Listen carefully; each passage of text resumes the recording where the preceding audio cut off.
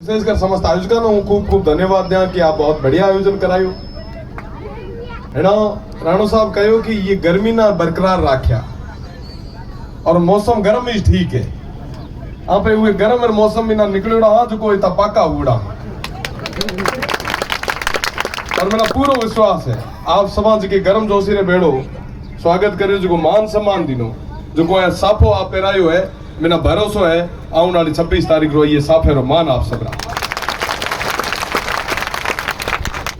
बाड़मेर जैसलमेर और बालोतरा की स्थिति की है आप सपा में अच्छा नहीं कोनी पूरो जो गुड़ामालानी रो बेल्ट है जो मारो सेव रो बेल्ट है मारो बाड़मेर रो है जैसलमेर रो है सिवाड़ा है पचपदरा है हर जगह अपनी स्थिति बदू बदतर हुई और सीमांत क्षेत्र तो बात ही छोड़ दो। आज तक आजादी रे 77 साल बचा तक हमें पानी ज मांगना पड़ा और सरकार माना पानी